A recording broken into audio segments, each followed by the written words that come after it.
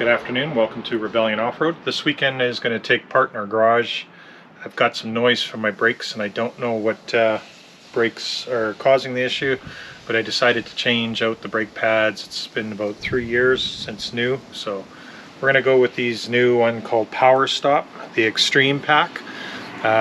It's ceramic brake pads, new rotors that have the drilled out design.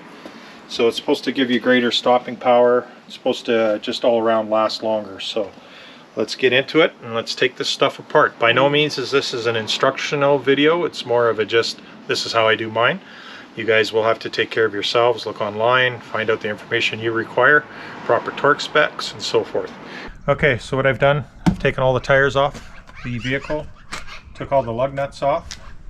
I took the brake caliper off. I got it suspended so that you know, it's not putting any pressure on these hoses. Very important not to do that. So I just got it tied up here off the spring. Should be good enough until we get the rotor off. So the caliper's off. And I actually got some pretty good life left on the front. So it's not the front's causing the issues, but I'll have an extra set of brake pads for whoever's vehicle needs them, I guess, in the future. They should be interchangeable from Colby's to mine. I don't know about Colleen's, but we'll take a look at that later on down the road. So the purpose now is to take this rotor off, and what you can do with just a dead blow is you just bang it on either side and it should pop right off for you. Just make sure whatever comes off, if there's a spacer such as this one, you put them all back on again. That's what holds this rotor in place. They say put the nuts back on, but the nuts that are coming nowadays, they're fully capped, so I can't thread them all the way on. So this will be a good little spacer that can go on after. And these ones just pull off like so. And that's the old. Now we're going to compare that to the new.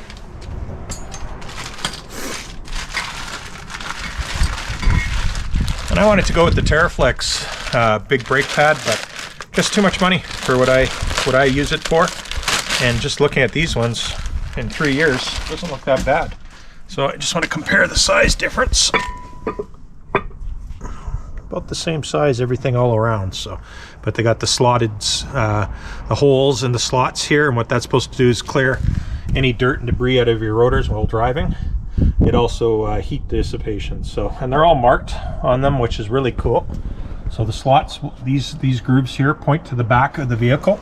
So when you're putting these on, they point to the back, and that means that you got them on the right. Some are different in different models of these brake rotors, but these ones are marked, so it's quite easy. So now all I'm going to do is I'm going to clean up the back here. This is important to get all this rust and goop off here so that it makes it easier to put on next time. But so far the front on this passenger side, I have no issues. So I'm going to start cleaning this up, and when I start putting it back together, we'll continue recording. You can get these little brushes at Canadian Tire, cheap. You can get a set of 3 for like 11 bucks. And the idea is just to keep it clean from rust, so that when you make future brake repairs, everything's nice. I always put silicone on the back of these, a silicone spray, so it doesn't rust. Or you can put some sort of anti-seize on them. And I'll just go over it with my wire brush and my drill, just clean it up. Then I'll brake clean everything so it's nice and clean. Everything has to be nice and clean on brakes, so you're not transferring dirt into your new pads and stuff like that. And they got a break-in period on these Power Stop brakes, and they show you quite well, and there's some videos on YouTube. Very straightforward to break in. There's 5, you have to do 5 stops without actually braking. So you're at I think it's about 40 miles an hour. I could be wrong, 40 or 50 miles an hour. But then what you do is you're supposed to bring it right down to 5 and do that 5 times continuously without stopping the vehicle. So ramp up speed, go down to 5 or 10, sorry, it's 10 on the first one, and then on the second time around you're going to be doing 40 and 5 is what it is. So we'll go over that once I'm ready to do that, just to make sure I got the numbers right, but that's just off memory, and my memory's old now. That's about it. I'll just continue cleaning up here. Okay, so I took all the rust off, and then they just tell you to take your brake cleaner and clean the rotors off, which I did. And you can see the stuff that comes off of there, and that's a brand new rotor. So it's important to clean these before putting them on. And I just wipe off any excess. and the new rotor can go on. Can I just ask you what that silver stuff right there Yeah, is? it's called anti-seize. Oh. And it just prevents rusting in behind the plate. And that's what the new one looks like. Wow. Now what you do... Shiny. Yeah, it's only shiny for a little while, but just keep that there for a second. I didn't clean this ring up yet. Kind of happy they got these little rings. Just clean anything. I'm not a brake expert. I'm not a mechanic. Electrician, but not a mechanic. So if you see something that I'm doing wrong, by all means comment. Like so. And that just holds it on. That's it for that. And what I'll probably do is just go over it once more. I don't want to take all my anti-seize off, but just make sure that there's no impurities on it. Same thing in the back. Just let it drip a bit, get all the dirt down. Just do that. I put in the guides for the brake pads, silicone the pins, put the new boots on, cleaned up everything here. We're just ready to install this part, and then the brake pads can go on. The back brakes are similar to the front, except it's got a little bit of a different disc on it. 13, I think it's a 13 mil that we need to do the back, which it is. There's one bolt here and one down here. I've already loosened them. And that'll take the caliper off. I already got my copper wire hanging. Vacuums be picked up. And you just wiggle these out.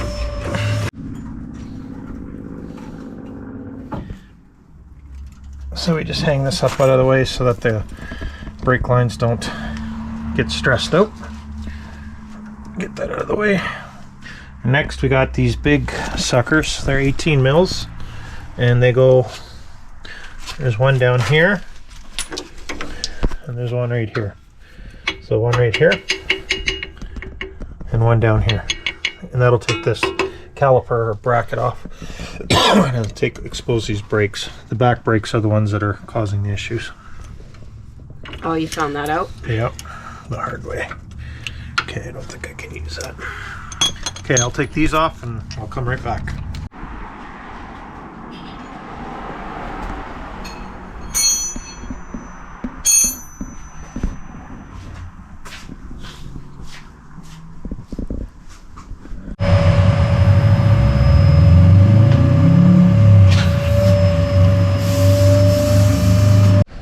I'm tired. We all are, Paul. Okay, so this bracket comes out, and that's where's the brake pads that fit in here, and they were down to almost nothing left on these as well. So it was the right time to do it, I guess. And this one here is really close. The other side was a little worse, but yeah, I'll clean these up now. Put the new pads, get this rotor off. Now, for those who have not taken a rotor off before, it's not the easiest thing. There's that rubber mallet. Can you just pass to me, please?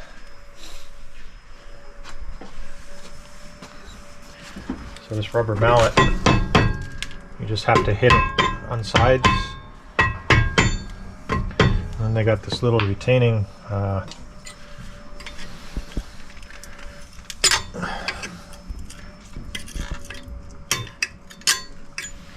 it has to come off in order to get this off. Hit it with some WD-40 somewhere. Right there.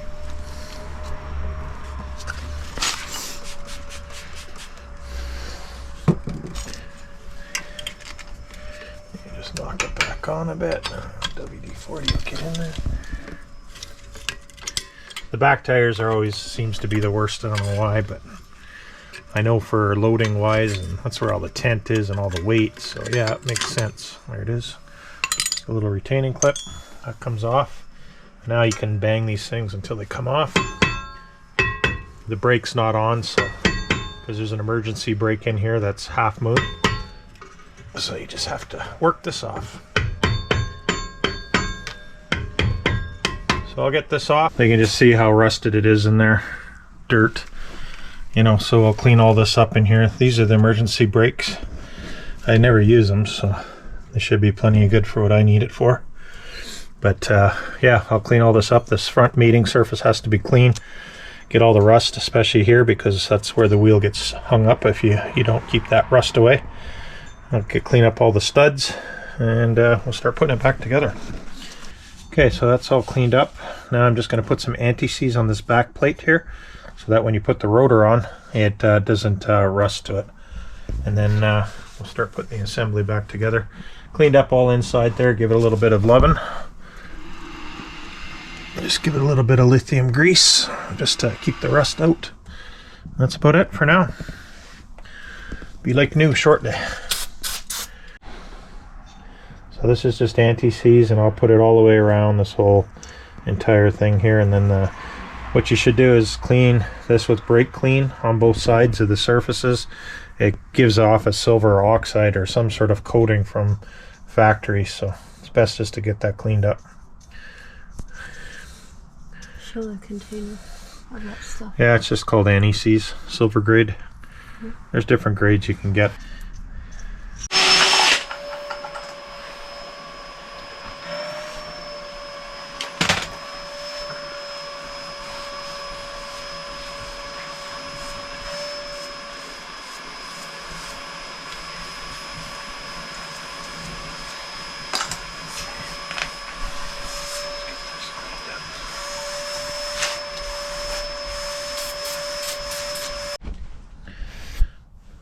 Okay, so you have to take these little guide pins out, get rid of the old boots,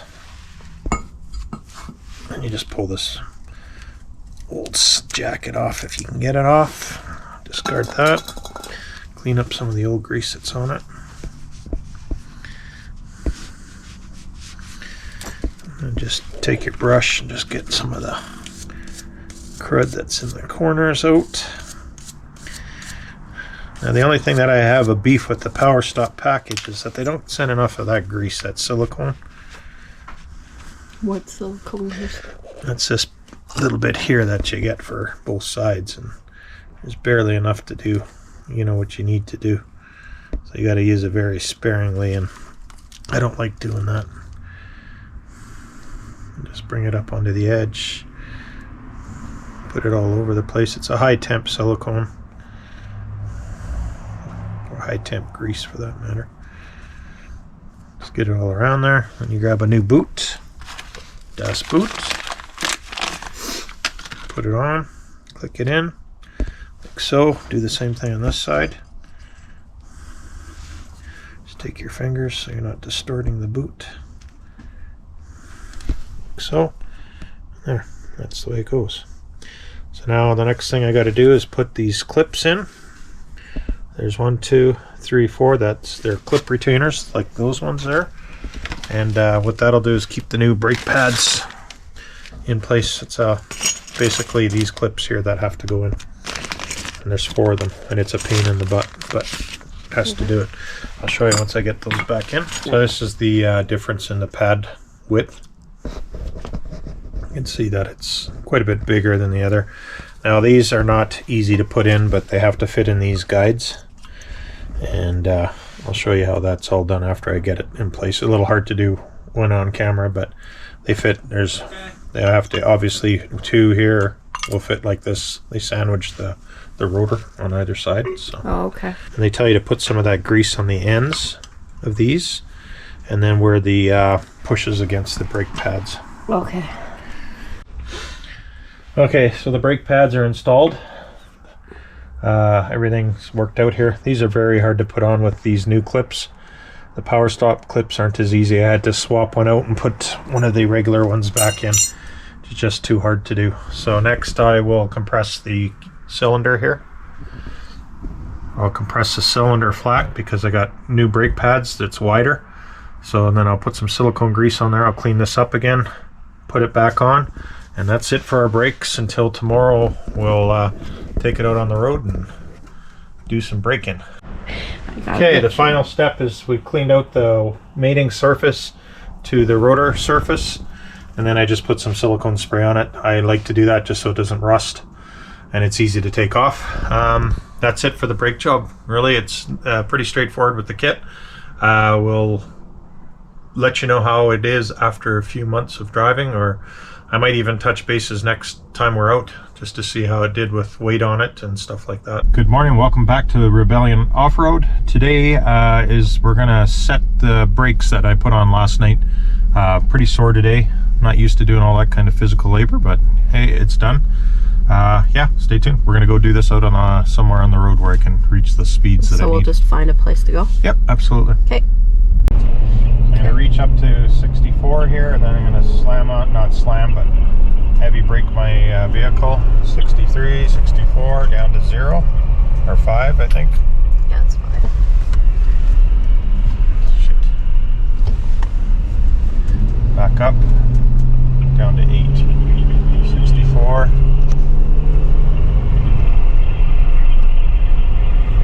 64, down to 8.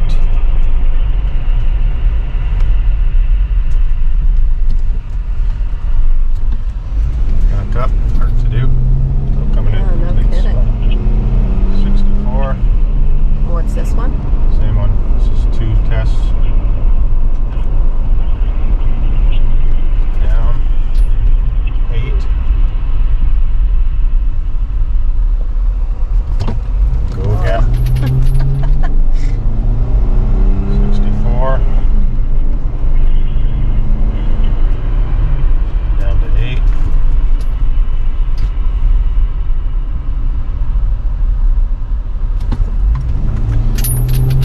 Up 64 should be the last one at 64. Go down 8. Oof. Then we go up again, then we go up to 56. 56. And we go down to 5. 8.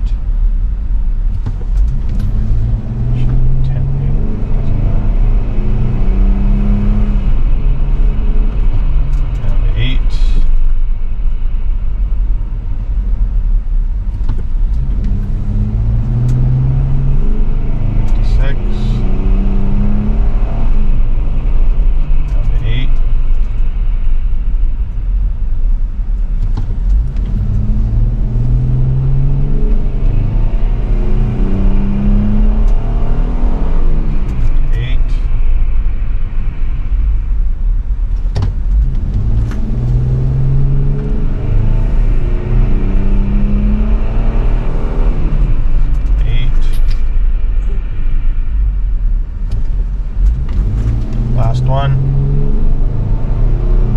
They said you'll start smelling them by now. Yeah, you roll down the window, You see? can smell it. Can you? Yeah. Last one. Just to make sure I got it. Down to 8. Throw up. Okay, we're done. Now I just drive until they cool off for Like 5 minutes. This is the numbers. Now what you got to do is just basically run the Jeep without having to brake at all for about 5 minutes. It's a cool down process, and it allows the ceramic coating or the resin out of the brake pad to, I guess, get over the rotor and have a proper cool down time, so you're not getting different marks on your rotors. A bit more uniform. That's my wife on camera. And you're supposed to say bless you. You're blessed. You got me. Yeah. Will you ever do your brakes again by yourself? Yes, absolutely. 120,000%. Is it easy or? At my age, it's a lot of heavy lifting stuff, and you know, you're squatted down. It'd be nice if you got a lift of some kind to do it, but I just did it off jack stands, which is what you do. If you're a backyard person that needs to do that, that's fine. Yeah, you can do it. It's just at my age, it's a little tougher to get under vehicles and start, you know, moving stuff around. But Okay. overall, easy. So mine next then. Yeah, yours is next. Yours might not be as hard as the brakes though. It's a lot of removing parts and replacing and measuring. And there's a lot of brakes in between, so you get it right. So, but that'll be on one of our next install. I just need some time in between, so Colleen's not out of Jeep because you got to do a wheel alignment after the steering upgrade, and we're going with the Steer Smart. I think it's Steer Smart. Yep. Components with the Falcon 2.3 steering stabilizer, so it should be an excellent upgrade for her, and she should have no more issues. Perfect. Once again, thanks for coming along to Rebellion Off-Road, and we'll see you on the next episode. Take care.